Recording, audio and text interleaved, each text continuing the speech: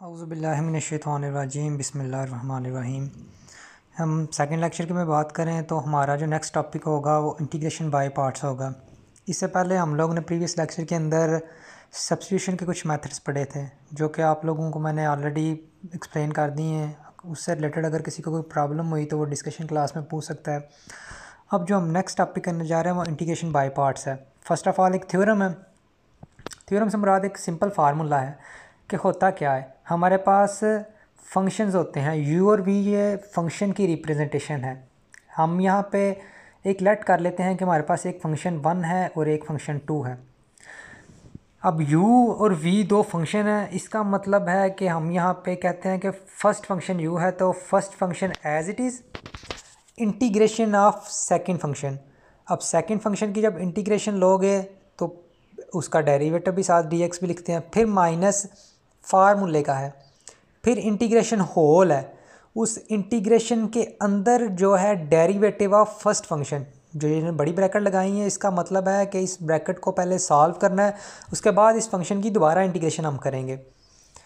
Derivative of first function फिर integration of first function, वो हमने ऑलरेडी माइनस से पीछे निकाली होगी, वो हम लोग अगर चाहें तो दोबारा से फंक्शन पूरे में लिख सकते हैं या हम लोग इसको डायरेक्ट सॉल्व कर सकते हैं। उसके बाद dx, ये जो dx है ये माइनस के साथ जो इंटीग्रेशन वाला साइन है उसका dx है। आपको पता है ना, ये दोनों रेसिप्रोकल होते हैं। ये अगर इंटीग्रेशन की हम अलामत लगाएंगे तो साथ dx हम लाजमी लगाएंगे। ठीक हो गया। नीचे वर्ड के अंदर उन्होंने ये सारा कुछ एक्सप्लेन किया हुआ थ्योरी के अंदर। ठीक हो गया। अब फंक्शन थ्योरम का प्रूफ गिवन है, अगर आप लोग करना चाहें तो कर लें, नहीं करना चाहें तो कोई मसला नहीं है। फर्स्ट क्वेश्चन की तरफ आ जाएं। एग्जांपल 7।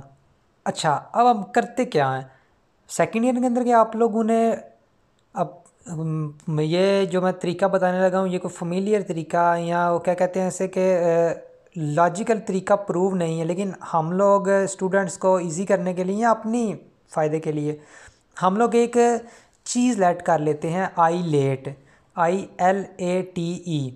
अब आई से क्या मुराद होता है, इन्वर्स फंक्शन, एल से लॉगरिथम, एक्सपोनेंशियल, ट्रिग्नोमेट्री और एक्सपोनेंशियल और लॉग। अच्छा, ये यहाँ पे ना जो साइन वाला फंक्शन होता है और यहाँ पे दो फंक्शन जो हैं वो इंटरचेंजेबल होते हैं। अच्छा, ये इंटरचेंजेबल क्यों होते हैं, क्योंकि बाकी यहाँ से ये आईलेट का फ़ायदा ये होता है कि हम लोग चेक कर लेते हैं कि फ़र्स्ट फंक्शन कौन सा है और सेकंड फंक्शन कौन सा है। ठीक हो गया। फॉर एग्ज़ाम्पल जैसे मैं बात करूँ तो आपने फर्स्ट 3.6 सेकेंड ईयर के अंदर जब क्वेश्चन सॉल्व किए थे, अच्छा वहाँ पे कुछ क्वेश्चंस के अंदर ऐसा होता था कि आप लोगों को मालूम है कि जब आपके पास इंटीग्रेशन की लिमिट आती है ना तो फिर सी साथ नहीं आता। अच्छा, सी इंटीग्रेशन कांस्टेंट की रिप्रेजेंटेशन होती है। ठीक है, पहले लेक्चर में भी आपको बताया। जब हम लिमिट साथ लगाते हैं तो वो इंटीग्रेशन कांस्टेंट हमारे पास नहीं रहती। अब क्योंकि ये जो फंक्शन है ये विदाउट लिमिट है तो ये जो सी होता है ना ये हमें एक्यूरेट वैल्यू देता है, क्योंकि ये तो अप्रॉक्सीमेट वैल्यू निकलती है ना, हमें एग्जैक्ट नहीं पता होती है। तो जब हमें एक बाउंड्री लगा देते हैं, मैं कह दिया कि हमने गुजरात से खालियाँ जाना है तो वो एक रास्ता अवेलेबल है।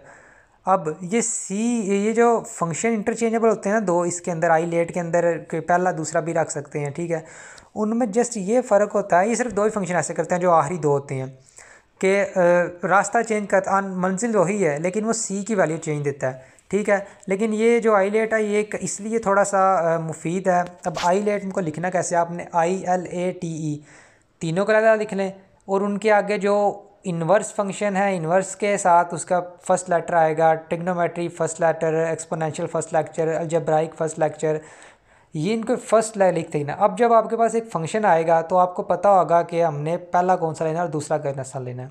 अब जैसे लिखा हुआ है आपके पास x और साइन x एग्जाम्पल 7 के अंदर। अब यहाँ से आप लोगों को जज करना हो तो आप लोग कैसे करेंगे, आई कौन से होता है, इन्वर्स, एल लॉगरिथम और ए अलजेब्राइक।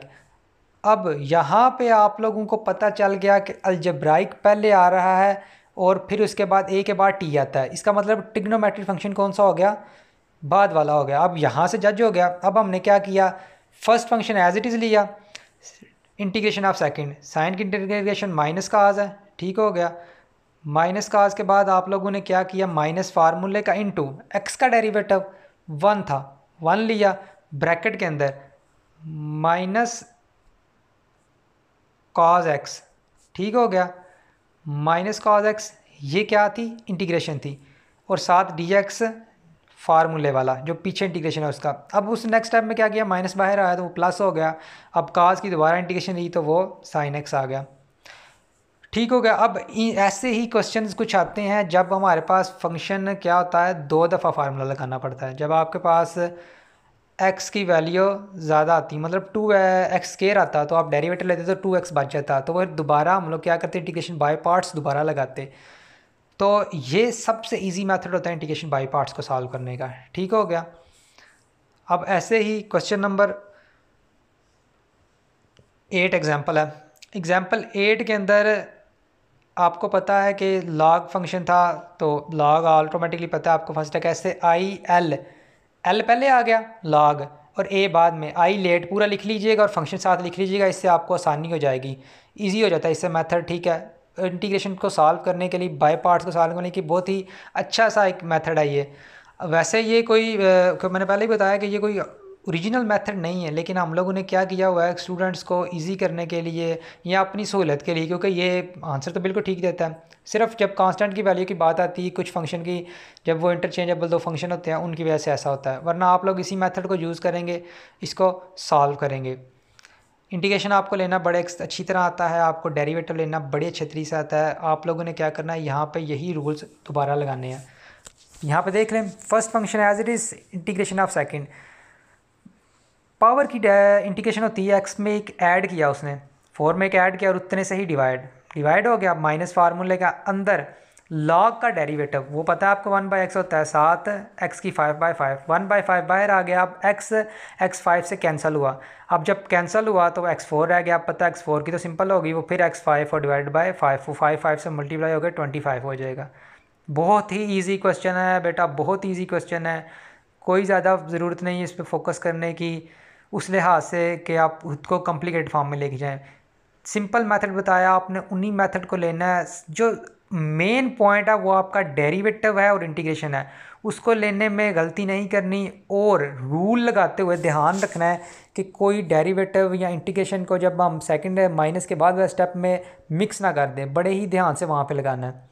एग्जाम्पल 9 भी है, एग्जाम्पल नंबर 11 तक आप लोगों की एग्जाम्पलें हैं, सॉल्व्ड हैं, कोई मुश्किल बात नहीं है। अब उसके बाद आप एक्सरसाइज पे आ जाएं। अब एक्सरसाइज के जो फर्स्ट 20 क्वेश्चन हैं, फर्स्ट 20 क्वेश्चन में रैंडमली आपने पहले 3 में से एक, फिर ट्रिग्नोमेट्री में 7वां क्वेश्चन हो गया, 9वां 10वां 11वां और ये 18वां 20वां, इन ये यूनिक क्वेश्चन थोड़े थोड़े जो आपको लगेंगे यार ये थोड़े से कॉम्प्लिकेटेड है कि ये हमें समझ नहीं आ रही है। जैसे 17 है, अब 17 के अंदर कॉज के साथ इनटू लॉग ऑफ एक्स है, मतलब वो एक लैदा फंक्शन नहीं है, वो कॉज की ही वैल्यू है, एंगल की है, कॉज के साथ 1 है। ये 2 फंक्शन कैसे बनेंगे, एक 1 होगा, ये 17 क्वेश्चन की बात कर रहा हूँ। ऐसे ही यूनिक क्वेश्चन आप लोगों ने लेने हैं। आपको पता है कि आपके जो सोल्यूशन है वो मैथ सिटी पे अवेलेबल है, आपने वहाँ से हेल्प लेनी है। अगर कोई ऐसा स्टेप जो वो छोड़ता है, वो नहीं सॉल्व करता, तो वो आप लोगों ने मुझसे डिस्कस करने हैं। बहुत इजी मेथड बताया, अगर फिर भी आपको किसी को एक सिंगल क्वेश्चन में भी प्रॉब्लम होती है तो आप मुझसे पूछ सकते हैं। अब आप लोगों ने करना क्या है कि ये क्वेश्चन आपने रैंडमली सॉल्व करने हैं, और फिर जो आपका कल लेक्चर डिस्कशन क्लास होगी, आपने उस डिस्कशन क्लास के अंदर मुझसे पूछ लेना है जो भी आपसे प्रॉब्लम होगी। कल इंशाल्लाह 2 बजे, और इस दफ़ा कोशिश करिएगा कि सब लोग अपनी क्लास में प्रॉपरली अटेंड करें, ठीक हो गया। और हमने साथ थॉमस के प्रॉब्लम्स को भी सॉल्व करना है, ठीक हो गया। जिन बच्चों के पास थॉमस के एडिशन डाउनलोड है, वो डाउनलोड तो वेल एंड गुड है, वो आप दोस्तों को शेयर भी करते हैं। अगर नहीं किसी को मिलता तो वो थॉमस की बुक मुझसे ले लें PDF फॉर्म में, ठीक है। साथ साथ थॉमस की प्रॉब्लम्स को भी सॉल्व करना है। अब आप लोगों ने इन क्वेश्चन को अच्छी तरह सॉल्व करना है। आईलेट का जो तरीका बताया आपने उस तरीके को लिख लेना है, फंक्शंस लिख लेने हैं और वहाँ से आपने जज करना है कि फ़र्स्ट फंक्शन कौन सा रखना है और सेकंड कौन सा रखना है। बस ये बाई पार्ट्स वाला आपने अच्छी तरह सॉल्व करना है। इंशाल्लाह हम फर्दर जो है वो नेक्स्ट क्लास के अंदर डिस्कस करेंगे नेक्स्ट टॉपिक। अगर इसमें कोई प्रॉब्लम रह जाती है तो वो आप मुझसे पूछ लीजिएगा। शुक्रिया।